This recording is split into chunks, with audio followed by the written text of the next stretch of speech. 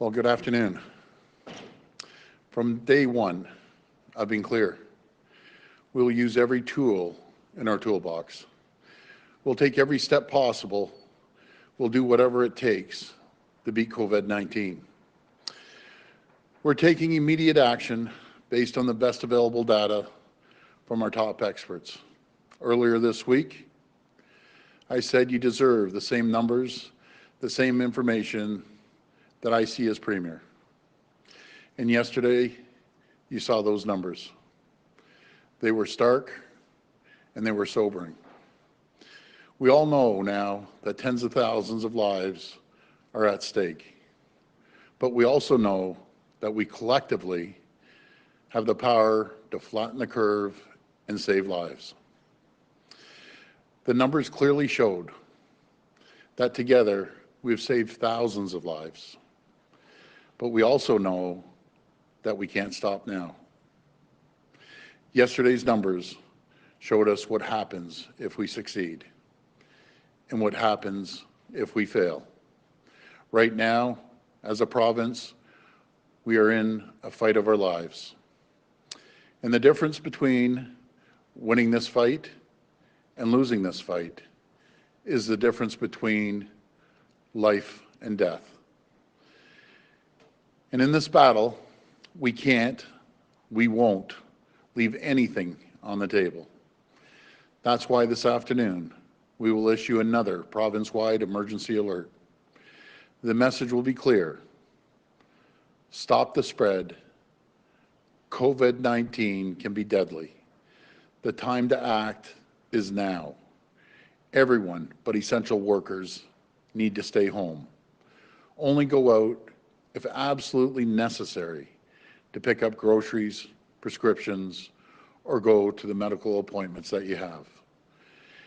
Ignoring self-isolation or physical distancing advice can have devastating effects and endangers lives. Protect yourself and others. Stay home. If it takes standing here every single day, if it takes mass messages to every single person in Ontario to save even one life, I'm prepared to do that. And we took further action yesterday to direct more businesses to close or offer contact-free services. And before I continue, I just want to say, I know we've all had to make sacrifices. Daily life has ground to a halt. Companies and workers have lost their livelihoods. We've asked most of you to stay home, and I know many families are worried about their income. These have been tough decisions to make, but they're the right decisions. And I want you to know we're doing everything we can to bring an end to this pandemic. To the hardworking men and women still working to keep our province running, I also thank you. We need to make sure everyone still has the access to the food, medication, and essential supplies they need. And we couldn't do that without you. As I've said before, Ontario has some of the strongest supply chains in the entire world. And that includes our province's food supply chain. I can't thank them enough. You are my heroes. Thank you to our farmers. Thank you to the folks working in the process factories. Thank you to our truck drivers, grocery clerks, all those working in bakeries and cheese factories.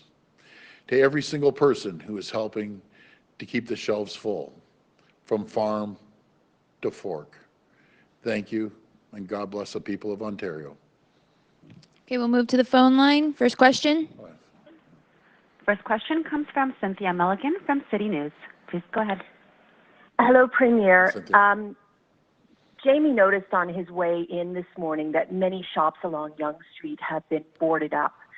I have a restaurant owner who says he's been broken into 4 times since the restrictions began, which is very unusual. He says he's being looted. Are you concerned about looting breaking out with fewer people around at night, and what measures can be taken to stop it? Well, we've had many conversations with the chiefs of police. My Solicitor General has daily conversations, and it was a concern. I mentioned it yesterday. We have to make sure the supply chain continues. It's absolutely critical that we have food on the shelves and essential items on the retail shelves. If you don't, you have civil disobedience. Turns into anarchy, and that's unacceptable. We aren't that type of people. There might be the odd person, I say the odd bad apple out there, but there's no reason to be breaking in anywhere. We have enough supplies. We have the food. You might have to wait in line, like all of us do. I know my wife waited for, she said, 45 minutes in line the other day when she had to go get food. We're all doing it. So please, just follow the instructions of the retail chains when you go there, and everyone's going to be able to eat and have the supplies they need. We just have to be a little patient. Okay, and my other question is about truck drivers. I know you've spoken to support them regarding the use of washrooms, but we also have a long-haul truck driver who goes back and forth across the border into the U.S., and he's concerned that he's not getting any guidelines in terms of isolation protocol. And he says there are poor conditions south of the border, people not knowing how to curb the spread, and he's quite concerned about bringing it back here. Yeah, and I've heard that too. I've mentioned this concern to the federal government for the border agents on our border. What I understand, truck drivers are exempt when they come back and forth, because really they're just picking up a load, loading up, and heading back out again. And what I understand, there shouldn't be any issues at the border. But I'll mention it again. I'm getting on a call with the federal government after this meeting, and I'll make sure we get that clarified. Next question. Next question comes from Travis Dunrash of Global News. Please go ahead. Hey there, Premier. Global News has obtained documentation directing long-term care homes to keep patients exhibiting symptoms of COVID-19 in the facility and not transport them to hospital. Can you confirm that long-term care patients are being blocked from going to hospital? And if so, why are we not doing everything possible to help our most vulnerable recover? Well, I'll pass that over to the Minister of Health. Well, we are doing everything that we can to protect our most vulnerable. We want to make sure that we can keep residents in long-term care safe, but we know that there have been some outbreaks. But what we're going to do is to increase the testing in these facilities and make sure that we do the contact tracing and follow-up. We've got medical students that are prepared to help us. But I think if people are ill enough that they need to go to hospital, of course they will be transported to hospital. If they are showing symptoms of COVID-19, if they've been diagnosed with it, but they can be maintained in self-isolation within the home, we'll do that too. But no one is going to be denied access to health care if they need it. If they need to go to hospitals, of course they will be taken there. So, Minister, how do you explain this directive then given to long-term care homes? And also, has the ministry directed nursing homes to have conversations with family members about these directives? And aren't we just leaving people to die? No. There has been no directive that blocks people from long-term care homes to hospitals. If they need to go to hospital, they will be taken there. It is a very difficult situation, I know, for family members when they're not able to see their loved ones that are in long-term care homes, except for if they're in dire circumstances and they're going to pass away. But we want to make sure that we can keep people safe there. We want to make sure that they get the supplies that they need and the care that they need. But if their needs have come to the point where they need to be on a ventilator, for example, they will be taken to hospital and they will receive the care that they need. Next question. Next question comes from Brian Lilly from the Toronto Sun. Please go ahead.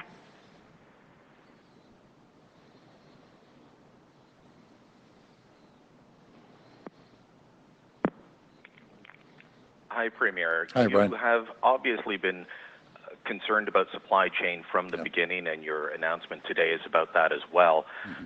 I'm not sure it's something that people understood at the beginning, but now that we're seeing the United States say no to COVID-19, you obviously have concerns about the food supply.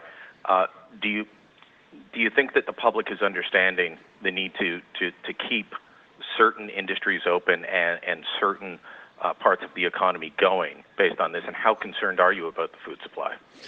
Well, I think we have a pretty good food supply right across our country right now. I'm always concerned, but I don't think the presidential order on the food, he was focusing on the food. He was focusing on companies like 3M and other essential items that people need for PPE. And I had a conversation. Matter of fact, I've talked to Penny, the president of 3M, twice this morning. I'm very, very concerned. Our order hasn't been fulfilled yet, and I just got to thank 3M. 3M's doing a great job. They're disagreeing with the presidential order, but physically they're kind of stuck. When you get the presidential order, you just can't ship items out. We're working through it. I know the federal government is working with the U.S. government to lighten that up a bit and let us get our supplies.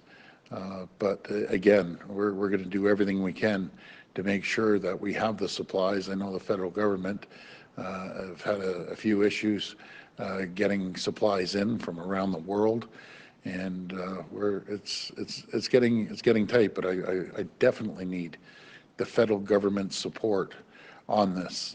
We've been working great together, and they're doing everything they can. But we have to get more supplies. We're relying on the federal government to get supplies flown in from around the world. It's absolutely critical. I just can't stress it enough that we need their support. We need it now. And I know I'll be getting on the phone again shortly after this press conference and just asking them when we can get our supplies. It's critical. And Health Canada, we have great people in Health Canada, and I know they're inundated, but we have to get Health Canada approval on these masks and a few other items that we have up there. So we have to rattle some cages in a good way, because I know everyone's under pressure right now. But we can't wait weeks for these approvals any longer. We need them. I've been saying this for the last few days. We're waiting. Well, patients are running thin right now. We need to get these approvals going until we can get our own masks produced right here with the company called Woodbridge. They're actually up in Woodbridge, Ontario, and get them producing it. I can't stand relying on other countries and other leaders when we have the capabilities right here in Ontario. As I said yesterday, we have the engineering might here, the technology here. We just need to get these approvals going and make sure that we have these companies up and running right now. You've mentioned these masks from Woodbridge several times. Do you have any idea on when those might be approved from Health Canada or other products such as the ventilators? Have you been told, well, it'll be days, it'll be weeks, it'll be months? Well, I've heard it's going to be a few days, but I've been hearing that for a few days, and when I hear it's a few days and a few days have gone by, I'm just all over this. Like literally, that's my 100% focus, getting these PPE items in, no matter what it takes, get these approvals. So again, I'm going to be on the phone, and I don't care if I got to call Deputy Premier, the Prime Minister 10 times a day. We need these items here. We need these approvals. Like yesterday, we need them. I can't stress it enough. Next question. Next question comes from James Moore from News Talk 1010. Please go ahead. Hi, good afternoon. So on the issue of those protective masks, the Prime Minister said almost 50 million of them were on their way to Canada. Do you know how many Ontario will get and how they'll be distributed once they get here? Well, hopefully proportionally, based on population. We're just close to 40% of the population. We would expect 40% of the items. I also heard the Prime Minister mention Quebec. I love Francois Legault, but he should get his fair share. We should get our fair share, and the rest of the country. should get their fair share. And again, the federal government is doing everything they can. They're working hard. But, you know, if there's, you said 30 million masks, we're 40%, it's 12 million. We need those masks. I just can't stress it enough. So again, I will be on the phone all day, all night if I have to. I'll be like a dog on a bone to these folks to get this thing going. And do you think you could please clear up the rules for us on construction projects or specifically renovations in private homes? Would those be considered an essential service given what's going on right now, and are those businesses allowed to operate? Yeah, I'll answer, then I'm going to pass it over to my Minister of Finance. He was working on the essential service list, but we have 45,000 families over the next few months that are expecting to get in a home. And if you know, even if it's only 2 people in the family, which I believe there's more than 2 people, but that's 90,000 people that will be homeless. So we just need to make sure that the homes that are weeks and maybe a month away, we get them finished and get people, make sure they have shelter. There's nothing more of an essential service than shelter and food. So we'll do everything we can to make sure that we move it forward. But pretty well, we've closed the vast majority of the construction trade down, any commercial, industrial. They had a food chain building going up. I won't name the food company, but one of the large food chain drive-through folks in Vic Fideli's area told me that stopped. Any construction, industrial or commercial, it's done. It's stopped. But I'll pass this on to the Minister of Finance. Thank you, Premier. Appreciate the question and the request for clarification. We are, as you said, all industrial, all commercial construction will cease. Obviously, there'll need to be time to wind down those work sites, and that's the target for that is the end of the day today. Residential, all new residential, and in the case of renovations, which was your specific question, obviously there's situations where people have the permits and are approved, and there is work going on in people's homes, and so we can't leave people with holes in their roofs or issues related to that. So there is going to continue to be the ability to finish those.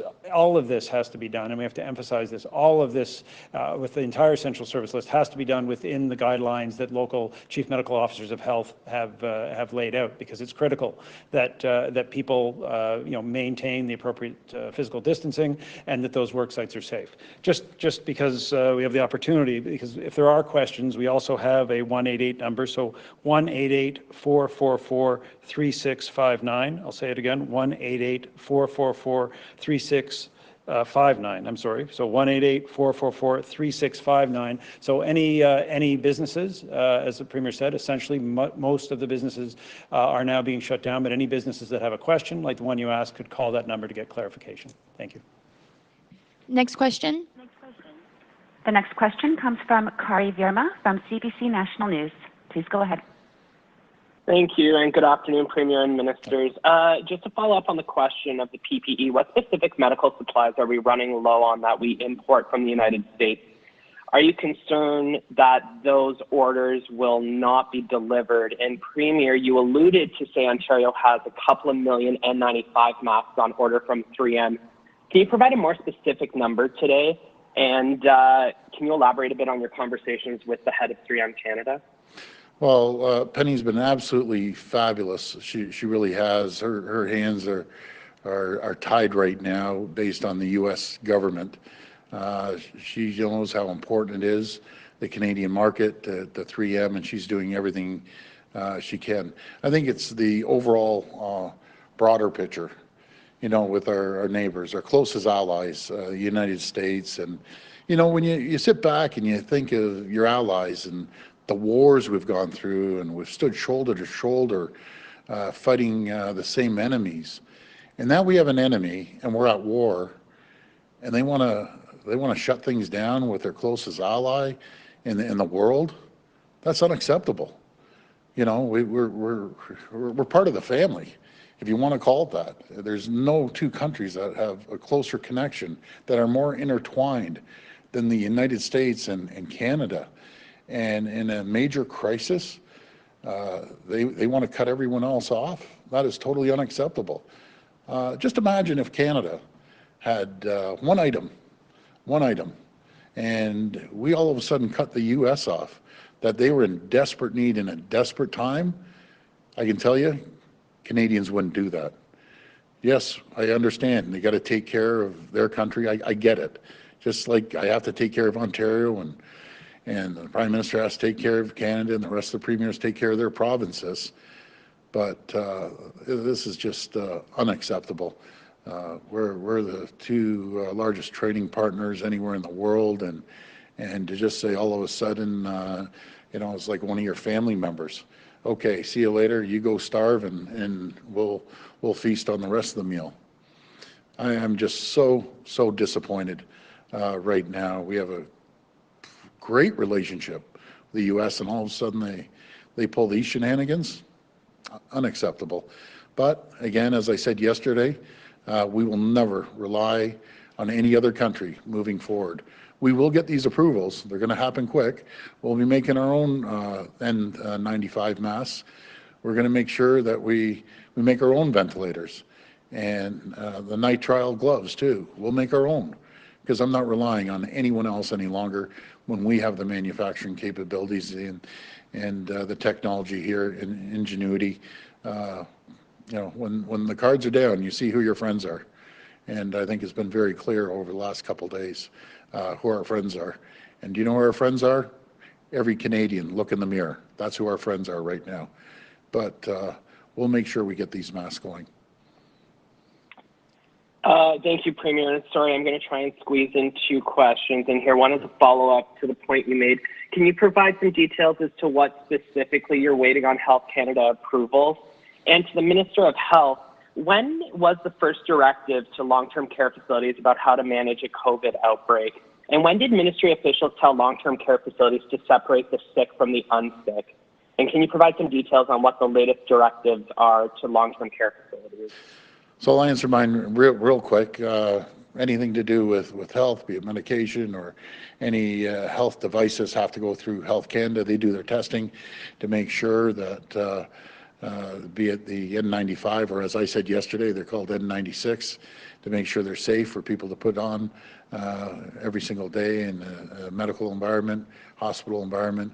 So we're waiting for their approval. But I can assure you,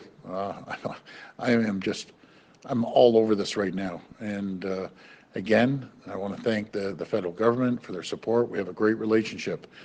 But someone has to rattle some cages up there in Health Canada. They're great people, and I understand they're inundated, but it's not about business as usual. It's not about, you know, a week goes by or 2 weeks go by. We need this in hours and days. You know, put everything else aside. This is going to protect lives. It's going to save lives, not just here in Ontario, across the country. And we'll be on to them. I promise you that. I'll pass this over to Minister Elliott. Well, as always, we have been relying on the advice and counsel of the Chief Medical Officer of Health for Ontario, and we knew as we saw what was happening internationally with COVID-19 that Ontario wouldn't be spared. We knew that it was going to be coming into our province. The Chief Medical Officer of Health gave us his advice, and we've been following it since then. We were the first to close the schools. We declared the emergency order on March 17th. We've been narrowing the scope of essential businesses, but certainly as far as long-term care homes were concerned, as well as retirement homes and other places where people are living in a congregate setting, we knew that they were going to be particularly vulnerable.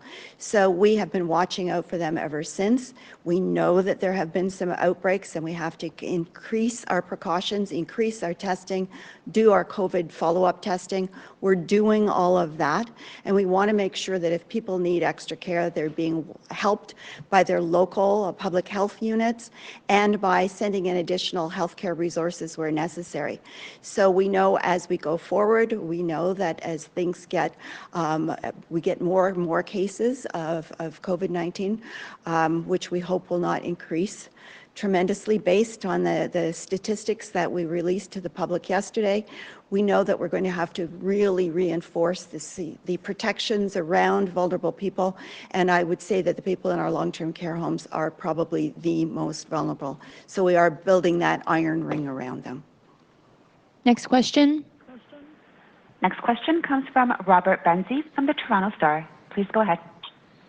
Hi, Premier. I was listening to the Prime Minister this morning, and he said that they're not looking at any retaliatory measures or measures that are punitive against the United States when he was asked specifically about the 1,000 nurses who live in Windsor, Ontario, and go to Detroit, Michigan to work each day. I'm wondering, would you like to see a little more pressure put on the Americans? I know you're very disappointed in the president, and you've been speaking to Ambassador Lighthizer about this. Do you think that maybe Ottawa needs to step it up and put a little more pressure and remind Americans how much Canadians do for them, how the pulp Canadian pulp helps make those N95 masks at 3M and so on? Yeah, we do, just on fuels, we do over $80 billion a year, and automobiles, I think $50 billion, and other manufacturing, I think it was $30 billion. But it shouldn't come down to this. You know, it shouldn't come down to this. Yeah, you're right. We have 1,000 nurses leaving Ontario that we're in desperate need, going to help Americans. And you know, there's no one that loves America more than I do. And all the hundreds of thousands of snowbirds and businesses that go and back and forth, I say we're one big family. But they've cut out one part of the family now. It's not right. Absolutely, I'd be all over the federal government in the U.S. and show them how important our relationship is. And still, I'm so disappointed in what they're doing right now. And I've voiced my opinion. I'll leave that up to the federal government to take care of the U.S. federal government. But you're right. How would the people in Michigan feel, the governor in Michigan, if all of a sudden we said, okay, the 1,000 nurses, we're in desperate need. You need to stay here in Ontario, and you aren't going down to Michigan. You know, would that be a wake-up call for them? But it shouldn't come down to that. It shouldn't go to from tit to tat, back and forth. It just doesn't work. Just work with us. We're stronger together than we are separated. We are stronger together. There's so many natural resources here in Canada that keep the U.S. machine moving. And we're you know, my theory is, you know, united we stand, divided we fall. But Canada will always be united. And again, I go back to what I'm saying. Never again are we going to rely on any other government. The other thing I wanted to ask you about, Premier, the Prime Minister, you alluded to this earlier about the Prime Minister mentioning Quebec and getting a share of those masks, but he didn't mention Ontario this morning, which I thought was telling, and I think a lot of us listening thought was telling. Are you concerned that maybe Ontario is not going to get its fair share, that you know, as has happened in this federation over the last 150 odd years, maybe Quebec will get preferential treatment over Ontario? Well, I hope not. I really, really hope not. I want the Prime Minister to keep his word, and I have a phenomenal relationship with the Deputy Prime Minister. When they tell me something, I believe them. And I believe them to come and come forward, and we need 40% of the supplies. It's very, very simple. If we were 10% of the population, I'd be saying we need 10% of the supplies. But we're relying on the federal government to come through with the numbers that we all expect. And I hope to God that they start dividing this up equally, because we've all been working well together. But remember, my job is to protect the people of Ontario, and I'll always protect the people of Ontario. And I guess the people of Ontario and the manufacturing businesses, and I've come up here so many times and said, when we get these masks going, when we get the ventilators going, we aren't going to just take care of the people of Ontario. We're going to take care of the people of Canada. That's what we do here as Ontarians, making sure that we take care of our brothers and sisters across the borders of different provinces. And again, that's what I believe we should be doing. So does it concern me? Yeah, it's concerning me, especially as the days are going by and we're seeing dribs and drabs of shipments coming in. So, but we'll work with the federal government and continue having a very good relationship with them. But I just, I know they'll keep their word. Next question. The next question comes from Matt Ingram from CHCH News. Please go ahead. Thanks for taking my question, Premier. Niagara Falls MPP Wayne Gates is telling us about a retirement home in Niagara Falls that held a pub night event for residents last Saturday. Multiple residents have tested positive for COVID-19 and 3 have died. I was hoping to get your reaction to the management of this facility deciding to hold a pub night during this time. I heard about this. I got a call from one of my ministers last night, and the first thing out of my mouth was exactly what you said. You got to be kidding me. They're having a pub night after warning, and now they're in the situation they're in. Well, we're doing everything we can to support them. Everyone makes mistakes. We've got to put that to the side and support these people. So we have the Minister of Seniors and Disabilities, Minister Raymond Cho, all over this right now. But folks, come on. And on top of it, in a seniors facility, having a pub night? Like, I don't know. Most people are using common sense. But folks, you can't have pub nights in a seniors building when we're saying we need to put an iron ring around the seniors and long-term care. It just can't happen. So, but we're there to help them, and I'll be reaching out to Wayne this afternoon. But I've heard about this late last night. And my follow-up to that would be, do you think that the retirement home should be investigated when you say that the minister is all over this? Is that what you mean? Is there well, he's there to help them, but yeah, they have to answer some questions. Who came up with this idea of having a pub night when we're in the middle of a crisis and we're telling everyone social distance and make sure you stay at home, or in that case, stay in the room as much as you can. But yeah, no, they're going to have to answer some questions. That's for sure. Next question. It's really unbelievable if you think about it. Next question. The next question comes from James Murray from Net News Ledger. Please go ahead. Premier, thank you for taking my call. It's been a lot of Southern Ontario media. It's good to be from Thunder Bay and Northwestern Ontario to ask you. First of all, we're getting a lot of concern across the Northwest over cottagers and campers coming into this part of the province to stay in the area. What can be done on this? From Kenora area, you get campers who come in from Winnipeg, and in the Thunder Bay area, we get a lot of people from the United States. Yeah, no, I've heard this. I've been on this with Minister Greg Rickford, our minister and representative up in Kenora. I was on the line last night with them as well. Number one, we have to get the message out to the cottagers. Please don't go up to your cottage. And with our friends in Manitoba that are coming over to Kenora, as Greg said, if this wasn't happening, absolutely, we welcome them. But they can't be coming into Kenora, as Minister Rickford said last night. I think we have a couple beds in the hospital, ICU beds, and God forbid something ever happens to someone in Manitoba. We're obviously going to take care of folks, but why put the strain on a great town like Kenora, or even put a strain on the grocery supplies that they have up there? So I'm pleading, I'm asking people, just stay at home as much as you can. It's unfair to these smaller towns that don't have the capacity to handle it. And hopefully, if at the borders, they shouldn't be coming up through the Canadian border in the first place, unless it's an essential service, it's a job, or essential goods are being shipped across the border. Our American neighbors should not be allowed up here right at this time. We welcome them any other time, but at this point, please just stay down in the United States.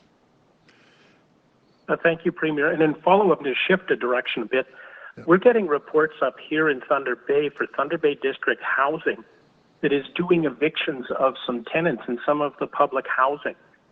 The other week you said that there are no evictions and the Sheriff's Office is not working on that right now. What message would you share on evictions and tenants and adding to the stress of low-income people? I thought we were pretty clear on the eviction, so now I'm going to follow up with the folks up in Thunder Bay. We'll be all over this, and I'll jump on this today. That's the first time I've heard that. Again, we pass legislation. You don't get evicted if you don't pay your rent. In saying that, I've said it over. If you have a job, you can pay rent. Pay rent. I repeat it. Pay rent. But I'll be on these folks up in Thunder Bay. Okay, that's all the time we have. Okay, thank you, everyone. Enjoy the weekend to the best of your ability. Thank you.